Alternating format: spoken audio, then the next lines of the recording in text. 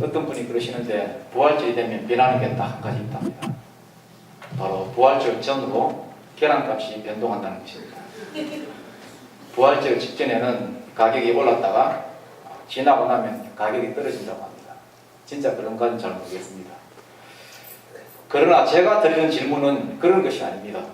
우리가 해마다 부활절을 개념하고 있는데 우리에게 있어서 부활절은 과연 무엇이냐 하는 것입니다. 여러분, 교회 좀 다닌다면 누구나 그 뜻은 다 알 것입니다. 부활절이 과연 나라는 한 인간에게 무슨 의미가 있는가 하는 것입니다. 그동안 좀 힘들었는데 이제 특별 새벽기도가 종료되었다는 것입니까? 부활절. 오늘 이 시간에는 부활절에 대하여 거창하게 기독론적으로, 구원론적으로, 아니면 교회론적으로 논할 생각은 전혀 없습니다. 2000년 전 예루살렘에서 발생하였던 그 부활 사건, 예수의 부활 사건이 오늘 나라고 하는 한 인간에게 무슨 연관이 있느냐 하는 것입니다. 그것을 이야기하고자 하는 것입니다. 그래서 이 시간에 여러분에게 2000년 전 두 청년에게 일어났던 사건 하나를 소개하려고 합니다. 먼저 사건의 개요부터 말씀드리겠습니다. 그리고 그 개요를 다 말씀드리고 난 다음에 오늘 메시지의 핵심을 말씀드리도록 하겠습니다. 자, 본문에 보니까 여기 피곤해 보이는 두 청년이 길을 걸어가고 있습니다. 그 중에 한 청년의 이름은 글로바라고 나와 있습니다. 예루살렘에서 엠마오로 가고 있는데 아마도 고향으로 내려가는 모양입니다. 엠마오라는 지명은 따뜻한 샘이라는 뜻을 가지고 있습니다. 아마 온천이 많은 동네 같습니다. 예루살렘에서 엠마오까지의 거리는 25리니까 한 10km 정도 됩니다. 건강한 사람이 빨리 걸으면 한나절도 안 돼서 당도할 수 있는 그런 거리입니다. 그런데 왠지 그들의 발걸음이 무거워 보입니다. 갈 길이 그리 멀진 않은데 발걸음은 천근만근해야 됩니다. 발이 잘 떨어지지 않습니다. 피곤해서 그런 것은 아닙니다. 얼굴 표정도 왜 그리 어두운지 너무나 슬픈 표정입니다. 그들에게 무슨 일이 일어난 것일까요? 그들은 힘없이 대화를 주고받습니다. 그들은 엠마오 출신이라고 하는데 예수라고 하는 한 갈릴리 출신의 선생님을 알게 되었습니다. 그분이 전하시는 말씀들이 너무나 좋아서 언제부턴가 따라다니게 되었습니다. 그분이 행하시는 기적과 병자들을 치유하시는 것을 보면 그분은 분명히 메시아였습니다. 또한 그분은 하나님의 나라가 곧 온다고 말씀했습니다. 그래서 이제 좋은 세상이 올 것만 같았습니다. 며칠 전에는 그 예수님이 예루살렘에 온다는 소식을 듣고는 아예 모든 것을 버려두고 예수님을 따라다녔습니다. 짧은 기간이었지만 정말 행복했습니다. 하나님의 나라가 곧 시작될 것만 같았습니다. 그런데 웬걸 사흘 전 어느 저녁이었습니다. 예수님이 체포되었습니다. 그리고 매를 맞으시고 골고다 언덕으로 끌려가서 결국은 죽은 것입니다. 이 얼마나 끔찍하고 비극적인 사실입니까? 얼마나 슬픈 일입니까? 이들은 지금도 그 사실을 믿을 수 없습니다. 너무나 슬프고 원통하다는 것입니다. 그래서 그들은 예루살렘에 더 이상 머무를 수가 없었습니다. 무교절 절기는 일주일 동안 계속되는 축제입니다. 그래서 아직 5일이나 남아있는데도 불구하고 그들은 서둘러서 고향으로 내려가고 있습니다. 예루살렘에 더 이상 희망이 없다는 것입니다. 절망적입니다. 어깨가 쭉 처져 있습니다. 잔뜩 희망을 가지고 상경했는데 지금은 아무것도 남아있지 않습니다. 한숨만 나옵니다. 이런 이야기를 쭉 하면서 둘이 길을 걸어가고 있었습니다. 그런데 갑자기 한 낯선 사람이 끼어서 질문을 합니다. 무슨 일인데 다 죽어가는 모양 그렇게 힘들어 하십니까? 글로바라 하는 친구가 이에 대답합니다. 보아하니 당신도 예루살렘에서 오는 것 같은데 거기에 있었으면 대충 알 텐데 뭘 그리 물으시는 거예요? 그렇게 말하고는 지금까지의 대화 내용 전부를 다 이야기해 주었습니다. 그리고 새로운 사실 또 하나도 이렇게 말을 해주고 있습니다. 그것은 이상한 소문이 돈다는 것입니다. 어떤 여자들 말로는 무덤에 가보았더니 예수의 시신이 제자리에 없더라. 또 다른 여자는 무덤이 텅 비어 있더라. 무덤까지 가봤는데 예수님은 보이지도 않고 흰옷 입은 천사만 보았다는 등 여러 가지 소문이 나온다는 그런 이야기도 해줬습니다. 안 그래도 슬픈데 떠도는 소문까지 흉흉하니까 뭐가 뭔지 모르겠다는 것입니다. 그랬더니 그 낯선 사람이 갑자기 다음과 같이 말하는 것입니다. 25절에 이러므로 이르시되 미련하고 선지자들이 말한 모든 것을 마음에 더디 믿는 자들이여 그리스도가 이런 고난을 받고 자기의 영광에 들어가야 할 것이 아니냐 하시고 성경의 내용을 자세하게 설명하기 시작합니다. 예수님이 성경대로 다시 살아났다는 것입니다. 처음에는 긴가민가 했는데 시간 가는 줄을 모르고 이야기하다가 그만 날이 저뭅니다. 근처 식당에 들어가 같이 음식을 먹게 됩니다. 그 사람이 식사 기도를 하고 음식을 떼어서 나누어 주시는데 그것을 받아 먹는 순간 갑자기 그들의 눈이 밝아졌습니다. 부활의 주님이 자신의 몸을 나눠주신 것입니다. 그들의 눈이 갑자기 밝아져서 부활하신 예수님을 보게 된 것입니다. 그 와중에 그분은 사라지고 안 계십니다. 자, 황당한 사건이지만 그들은 큰 충격을 받았습니다. 그들은 부활하신 주님을 만났던 것입니다. 식사하다 말고 곧장 뛰쳐나갔습니다. 밤길이 어두운데도 불구하고 달리기 시작했습니다.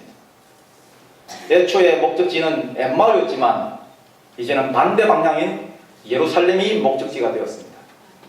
지금까지는 슬펐는데 이제는 기쁨이 넘쳐납니다. 지금까지는 절망이었는데 이제는 희망이 생긴 것입니다. 용기가 솟아올랐습니다. 왜냐하면 부활하신 주님이 그들을 만났기 때문입니다.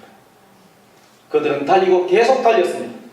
이 기쁜 소식을 예루살렘에 있는 제자들에게 알리고 그들과 같이 즐거워하는 장면이 나와 있습니다. 자, 여기까지가 오늘 본문의 내용입니다. 이제 중요한 오늘의 메시지를 말씀드리겠습니다. 오늘 이 말씀이, 이 본문에 나오는 이 말씀이 우리에게 어떤 의미가 있습니까? 무슨 의미를 가지고 있습니까? 비단 2000년 전에만 아니라 오늘을 살아가는 우리들도 이 엠마오의 길을 걷고 있다는 사실입니다. 비록 정도의 차이만 있을 뿐 너도 나도 인생의 무기로 인하여 어깨가 축 처져 있습니다. 어떤 때는 그 짐이 너무 무거워서 주저앉고 싶을 때도 많습니다. 오늘날 현대인들을 보십시오. 활기가 있고 업보를 떠나서 도무지 희망이 보이지 않습니다. 가난한 자들은 말할 것도 없고 부자들도 마찬가지입니다. 여러분, 집으로 향할 때 언제 가장 발길이 느립니까? 집으로 향하는 발걸음이 언제 가장 느립니까? 마누라가 바지 긁고 있겠다 그런 말 말고 다른 언제 이렇게 발걸음이 느리겠습니까? 바로 낙심되는 소식을 안고 집으로 향할 때입니다. 가장으로서 직장에서 퇴출 통보를 받고는 집으로 향한다면 얼마나 비참하겠습니까? 가장으로서 내가 무너지면 나뿐만이 아니라 식구들과 친척들까지 절망적인 상황이 되는 것입니다. 어떤 가정은 가장의 수입으로는 생활이 안 되어서 아이들 학원비 벌기 위해서 맞벌이를 하는데 정작 자식은 하라는 공부는 안 하고 사고나 칩니다. 대학 나와서 사회경험 쌓는다고 시작한 알바가 평생토록 알바 인생이 될 줄 누가 알았겠습니까? 어디 그뿐입니까? 이제 겨우 집 한 칸 마련하고 자식들 출가시키고 나니까 이제는 병이 생겨서 골골하게 됩니다. 이와 같이 너나 할 것 없이 우리 모두는 희망이 없는 길, 절망의 길, 엠마오의 길에서 한숨 쉴 때가 많습니다. 여기 본문에 등장하는 글로바와 그 친구의 경우는 엠마오의 길을 걷는 동안 신발도 불편했겠지만 오늘날 우리들은 어떻습니까? 그때보다 신발은 최신식 운동화를 신었고 값비싼 성능차로 집을 나서고들 있습니다. 사는 형편은 그때보다 분명히 나아졌는데 세상에서 부딪히는 절망과 좌절은 그 무게는 결코 가볍지 않습니다. 살아가기가 힘듭니다. 모두들 발걸음이 무겁습니다. 숨이 턱 밑에까지 찰 때가 한두 번이 아닙니다. 많이 가진 사람은요, 그들이 부자이기 때문에 덜 할 것 같습니까? 마찬가지입니다. 그렇다면 그들이 왜 자살을 하겠습니까? 인생의 무게는 빈부격차가 없는 것입니다. 오늘날 우리를 죽음으로 몰고 가는 병은 암이나 에이즈나 당뇨병이 아닙니다. 우리를 죽음에 이르게 하는 병은 바로 절망이라는 것입니다. 절망이라는 게 도대체 무엇입니까? 절망이라는 것은 단념 혹은 포기와는 다릅니다. 희망이 안 보이면 그까짓 건 포기하고 말지 뭐. 그런데 그게 말로 마음대로 됩니까, 그게? 절망이란 희망이 있어서 앞으로 나아갈 수도 없고 그렇다고 포기할 수도 없는 상태. 바로 어정쩡한 상태이며 머뭇거리는 상태입니다. 도대체 우리가 아무것도 선택할 수 없도록 상황을 몰아가는 것입니다. 여기에 계신 분들 대부분은 아마도 수십 년은 믿었을 것입니다. 모태신앙은 거의 평생을 믿어오지 않았습니까? 그렇다면 여러분의 믿음이 과거보다 지금 하나님께 더 가까이 와 있으니까? 옛날에는 잘 몰라서 그렇다 치고 지금은 좀 나아졌습니까? 수십 년씩 믿어온 분들은 한번 생각해 보시기 바랍니다. 1년도 채 안 된 분과 비교해서 무엇이 더 낫다는 말입니까? 단지 교회에 출석한 횟수가 더 많은 것입니까? 지금 이대로라면 10년 후에도 지금과 똑같을 확률이 많습니다. 우리는 이처럼 예수를 믿어도 어정쩡하게 믿습니다. 교회에 다니면서 출근표에 도장을 찍는데 믿는 것도 아니고 안 믿는 것도 아니고 앞으로 나아가지 못하고 서성거리고 있습니다. 엠마오의 길에서 절망 가운데 걸어갈 때가 참 많습니다.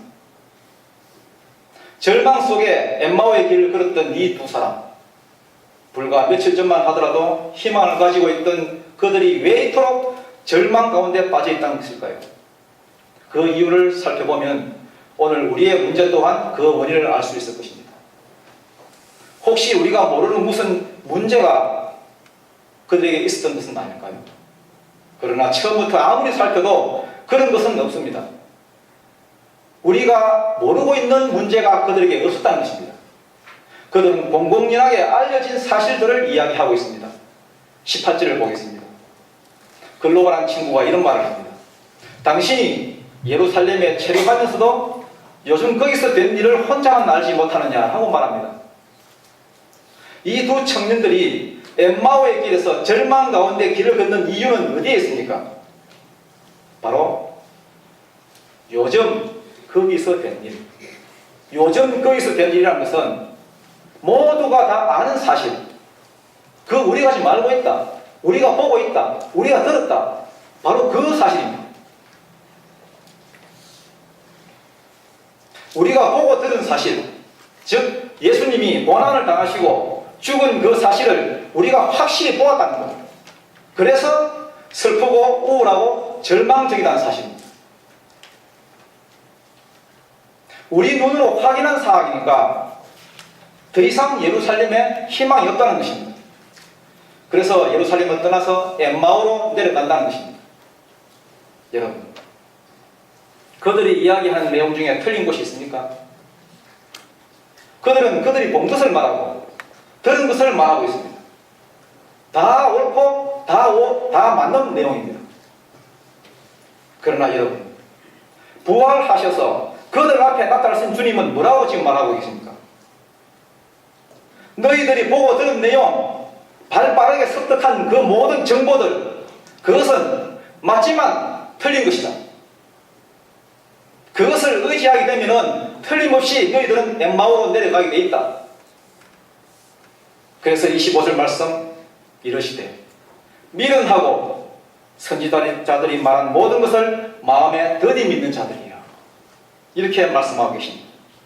지금 이들이 보고 들은 내용은 사실관계가 맞고 틀리고의 문제가 아니라 믿음이 있고 없고의 문제인 것입니다. 엠마오로 향하던 그 친구들은 정보가 없어서, 보고 들은 내용이 없어서 절망에 빠진 것이 아닌 것입니다. 오히려 반대입니다. 그들이 획득한 그 확실한 정보들로부터 스스로 쏘은 것입니다.